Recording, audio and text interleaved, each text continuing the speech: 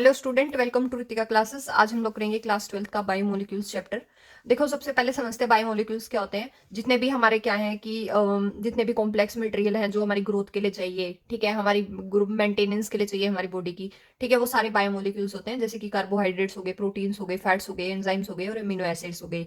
अब देखो, बायोमोलिक्यूल्स की स्टडी भी तो करती होगी ना कोई केमिस्ट्री, तो उस केमिस्ट्री को भी कहते हैं हम लोग, ठीक है। क्या कहते हैं? वो जो केमिस्ट्री जो बायोमोलिक्यूल्स की स्टडी करती है उसको बायोकेमिस्ट्री कहते हैं, ठीक है। अब हमारे पास क्या होता है, मैंने आपको बोला कि बायोमोलिक्यूल्स जैसे कि carbohydrate, proteins, fats, enzymes, amino acids. इस चैप्टर में हम लोग वो सारे पढ़ेंगे, कार्बोहाइड्रेट्स, प्रोटीन्स, फैट्स वगैरह क्या होते हैं, ठीक है। देखो, ये वाली वीडियो में से जो मैं बना रही हूँ वीडियो, ये जो मेरे नोट्स हैं इन्हीं में से ही आपका बायोमोलिक्यूल्स चैप्टर कवर हो जाएगा। तो आप इन वीडियो को पूरा देख लेना, ठीक है। ये कुछ सेक्शन में बनेगी, जैसे पार्ट 1, पार्ट 2। तो आप सारे सेक्शन देख लोगे तो आपके जो 8 नंबर का क्वेश्चन, मतलब 8 नंबर के क्वेश्चंस बनते हैं इसमें से, तो वो आपके पूरे हो जाएंगे, ठीक है। 8 में से 8 आ जाएंगे। तो अब देखो, नेक्स्ट देखो, कार्बोहाइड्रेट्स क्या होते हैं। कार्बोहाइड्रेट्स क्या होता है, साइंटिस्ट कहने लगे कि कार्बोहाइड्रेट्स होते हैं जिनका फॉर्मूला ऐसा होता है, CxH2O वाई, ठीक है। अब क्या है कि अगर मान लो एक्स और वाई की वैल्यू सेम रहेगी, ठीक है। अगर मान लो 6 है कार्बन तो ग्लूकोज होता है।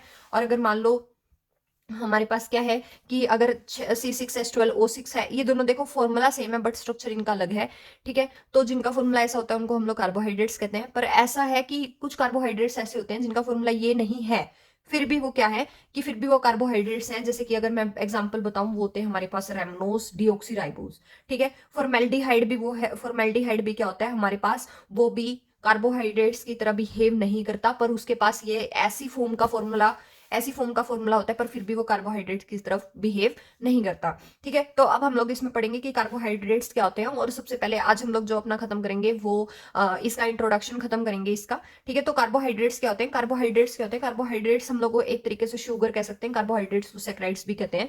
अब देखो क्या होता है कि हमारे पास वो ऑप्टिकली एक्टिव कंपाउंड्स जो कि जिसमें कि इसमें क्या होता है, बहुत सारे हाइड्रोक्सी ग्रुप होते हैं, ठीक है। और अल्डिहाइड ग्रुप होता है, अल्डिहाइड फंक्शनल ग्रुप होता है, और कीटोन होता है। तो हम लोग क्या होता है कि जब हम इनकी हाइड्रोलिसिस करते हैं तो ये कुछ ऐसे कंपाउंड्स बना देते हैं हमारे पास, ठीक है।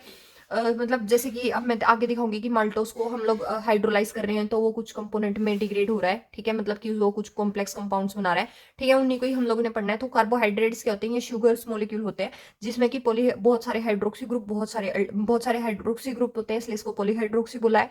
और एल्डिहाइड या फिर कीटोन में से एक फंक्शनल ग्रुप इनके अंदर प्रेजेंट होता है, ठीक है। और ये हाइड्रोलिसिस करते हैं तो हमारे पास क्या है, ये कुछ ऐसे कंपाउंड्स बनाते हैं, ठीक है, जिनको अब हम लोगों ने पढ़ना है।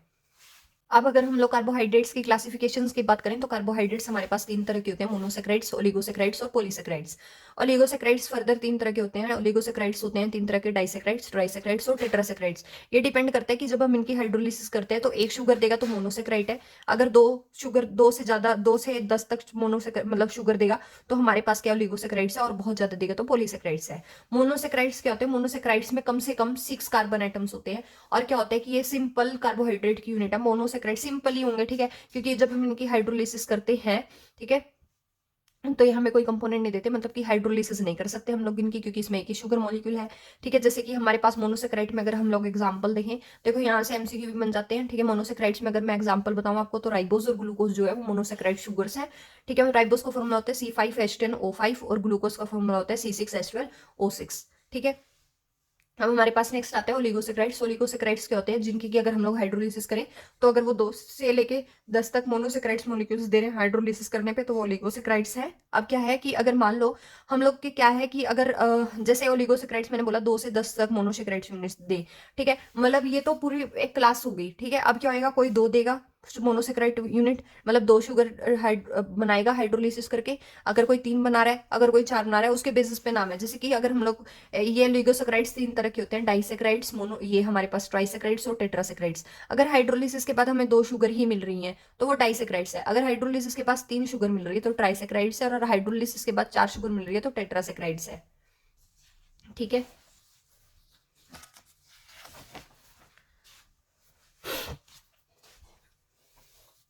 अब हमारे पास क्या है कि हम लोग ये पढ़ेंगे कि ट्राइसेक्राइड्स, डाइसेक्राइड्स, टेट्रासेक्राइड्स होते क्या है। देखो, डाइसेक्राइड्स का सिंपल मॉलिक्यूलर फॉर्मूला होता है C12H22O11, ठीक है। और हमारे पास क्या है कि अब ये डाइसेक्राइड्स के लिए तो इतना ही है। ट्राइसेक्राइड्स क्या है कि देखो, मैंने नोट्स में उतना ही लिखा है जितना पेपर के लिए इनफ है। तो देखो, ट्राइसेक्राइड्स क्या होते हैं, जो 3 शुगर मॉलिक्यूल दें हाइड्रोलिसिस के बाद, वो ट्राइसेक्राइड्स होते हैं, जैसे कि रेफिनोस ट्राइसेक्राइड है।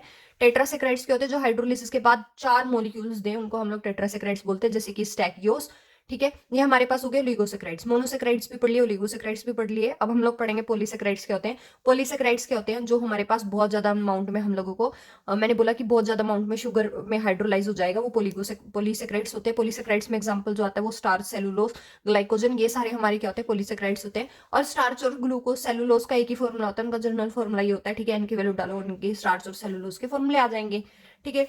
ये तो हमारे हो गया ओलिगोसैकेराइड्स, मोनोसैकेराइड्स और पॉलीसैकेराइड्स, ठीक है। अब हमारे पास क्या है, सबसे पहले हम लोग पढ़ते हैं कि क्या मोनोसैकेराइड्स क्या होते हैं। अब इनको भी आगे क्लासिफाई करेंगे ना। तो मोनोसैकेराइड्स क्या होते हैं, मोनोसैकेराइड्स में क्या होता है, बहुत ज्यादा अमाउंट में एल्डिहाइड कीटोन होता है। देखो हाइड्रोजन ग्रुप होगा इनके, उसमें अल्कोहल ग्रुप होगा और एल्डिहाइड और कीटोन होंगे, ठीक है। अब देखो क्या होता है कि अगर मान लो हमारे पास कार्बन 1 पे, कार्बन 1 है, जो पहला कार्बन है, अगर उस पे एल्डिहाइड ग्रुप प्रेजेंट है तो उसको अल्डोज बोलते हैं। अगर हमारे पास कीटो ग्रुप हमेशा सेकंड ग्रुप पे होता है, ठीक है। हम लोग 10th क्लास में भी नेमिंग में पढ़ते थे कि कीटोन ग्रुप हमारे पास उसकी वैलेंसी पूरी करने के लिए आप उसको कार्बन 2 पे रखते हैं। अगर कीटो ग्रुप है कार्बन 2 पे तो आप कीटोस उसको बोलेंगे, ठीक है, उस मोनोसेक्राइड को कीटोस बोलेंगे। अगर मान लो हमारे पास क्या है कि जैसे कि कार्बन एटम, अगर मान लो मेरे को बोले कि भाई हमने पढ़ लिया कि 3 है 4 है, ठीक है, 4 के लिए टेट्रा, 5 के लिए पेंटा है, 6 के लिए हेक्सा और 7 के लिए हेप्टा यूज करते हैं वर्ड, ठीक है। तो आपको इसमें कुछ भी दिक्कत नहीं होगी।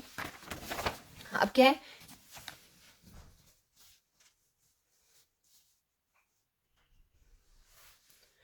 अब हमारे पास क्या होता है कि जो हमारे पास एक एग्जांपल जैसे मैं लेती हूँ, एल्डोपेंटोस है। अगर एल्डोपेंटोस का मतलब क्या है कि उसमें एल्डिहाइडिक कार्बोहाइड्रेट है वो, मतलब उसमें एल्डिहाइड का तो फंक्शनल ग्रुप है, और उसमें पेंटोस है मतलब उसमें 5 कार्बन एटम है। तो ऐसे नाम से ही हम लोगों को पता चल जाता है कि उसमें कौन सा फंक्शनल ग्रुप है और कितने कार्बन एटम्स है, ठीक है। अब हमारे पास क्या होते हैं, सिंपल मोनोसेकेराइड्स यूनिट होती है जिसको कि आप ट्राइयूज कहते हैं, ठीक है। ट्राइयूज मतलब 3 कार्बन एटम है, ठीक है। C3H6O3 उसका फॉर्मूला होता है। अब हमारे पास क्या है, सिंपल मोनोसेकेराइड्स यूनिट में हमारे पास 2 तरह की होती है, एक ग्लिसरल्डिहाइड और एक डाइहाइड्रोक्सी एसीटोन, ठीक है। हमारे पास सिंपल मोनोसेकेराइड्स है। कभी पेपर में नहीं पूछेगी तो याद रखो तो रखो, नहीं रखो तो मत रखो, ठीक है, वो आपके ऊपर है। अब देखो क्या है कि वैसे इंपॉर्टेंट नहीं है। मोनोसेकेराइड्स क्या होते हैं, मोनोसेकेराइड्स हम लोगों में मैंने बोला कि मोनोसेकेराइड में हमारे पास 3 एग्जांपल आते हैं। एक हमारे पास आता है राइबोस, एक हमारे पास आता है ग्लूकोस और एक हमारे पास आता है फ्रक्टोस। देखो ग्लूकोस में हमारे पास एल्डिहाइड ग्रुप है, CHO ग्रुप है, तो आप बोलेंगे उसको अल्डो, ठीक है। 6 कार्बन एटम है, 1 2 3 4 5 6, तो उसे आप बोलेंगे हेक्सोस, तो ये हो जाएगा अल्डो हेक्सोस, ठीक है। इसमें कीटो ग्रुप है, देखो CO कार्बन 2 पे प्रेजेंट है तो इसे बोलेंगे कीटो। 6 कार्बन एटम है, 1 2 3 4 5 6, तो इसको बोलेंगे कीटो हेक्सोस, ठीक है। ऐसे ही हमारे पास ये राइबोस का स्ट्रक्चर होता है। अब देखो क्या है कि हमारे पास ना हम लोगों ने ये स्ट्रक्चर बिल्कुल एज इट इज हमने दिमाग में बिठा लेना है कि इसमें क्या होता है, CH2OH, CO, CHOH, CHOH, CHOH, CH2OH, ठीक है। ऐसे इसमें होता है। ग्लूकोस और फ्रक्टोस के स्ट्रक्चर में सिर्फ इतना अंतर है कि इसके सेकंड कार्बन पे OH और H है यहाँ, और इसके सेकंड कार्बन पे CO है, ठीक है। राइबोस में हमारे पास क्या है, 1 2 3 4 5 कार्बन एटम है, ठीक है। तो आप लोगों ने स्ट्रक्चर याद रखना है क्योंकि इसके बाद हम लोग होवर्थ प्रोजेक्शंस वगैरह भी सीखेंगे। अब क्या है कि ना D और L हमारे पास फॉर्म होती है।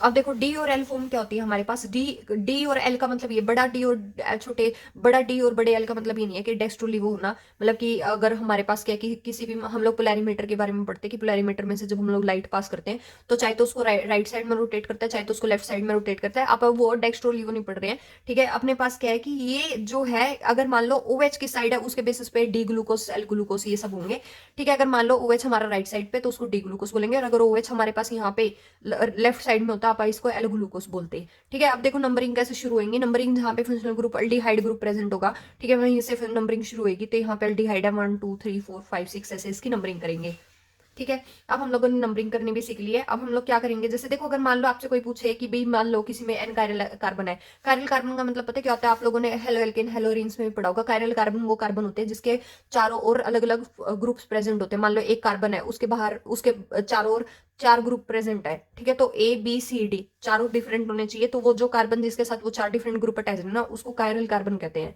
और अगर हमसे पूछे उसमें कितने आइसोमर्स हैं तो ये फॉर्मूला सीधा याद रखो, ठीक है। ज्यादा उस पे कंसेप्ट पे नहीं जाना है, सीधा ही पूछेगा, MCQ में ही पूछता है, ठीक है। अगर किसी के पास एन कायरल एटम है तो उसके पास 2n ऑप्टिकल आइसोमर्स होंगे। मान लो 5 कायरल कार्बन बोला है मेरे को, तो 2 की पावर 5 हो जाएगा, तो 2 इंटू 2 इंटू 2 को 5 बार गुना करके जो आंसर आएगा वो उतने उसमें ऑप्टिकल आइसोमर्स होंगे, ठीक है।